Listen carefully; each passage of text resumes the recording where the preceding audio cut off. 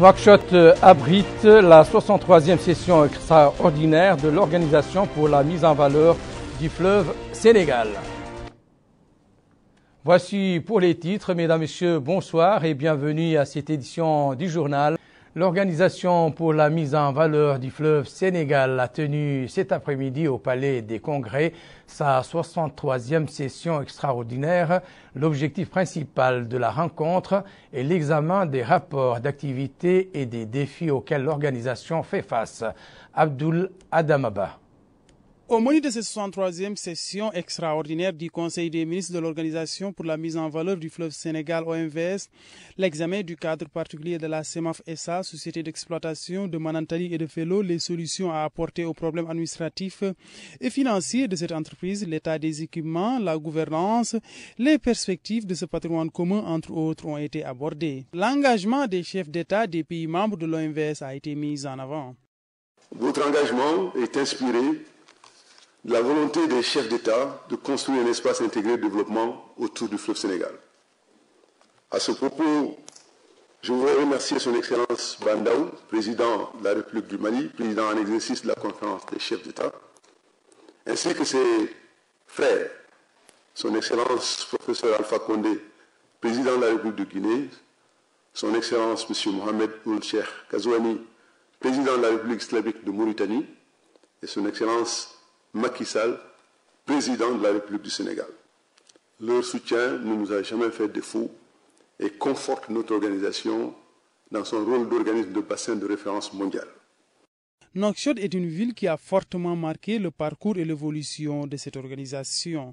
C'est ici, en effet, qu'au mois de mars 1972, nos chefs d'État et de gouvernement posèrent les premiers actes marquant la naissance de l'OMVS.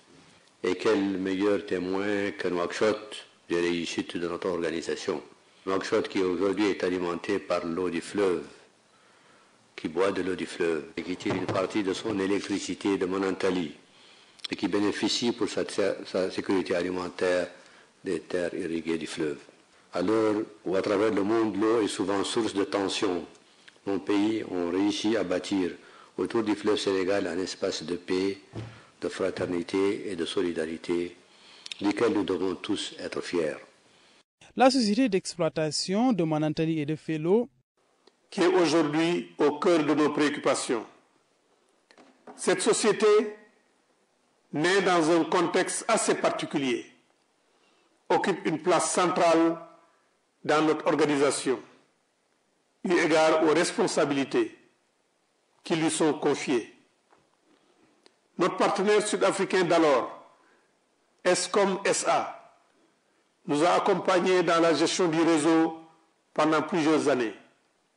Malheureusement, après près d'une quinzaine d'années et plusieurs désaccords avec Eskom, nous ne pouvions plus continuer à cheminer ensemble et le contrat a dû être rompu. En effet, la création de la CEMAF SA, survenue après une séparation marquée de péripéties avec Eskom, a marqué la volonté des États de capitaliser toute l'expérience acquise depuis le début de la production d'énergie électrique, hydroélectrique, pour nos ouvrages et a suscité beaucoup d'espoir. En plus des ministres membres de cette organisation, les responsables de la CEMAF et des experts prennent part à cette session.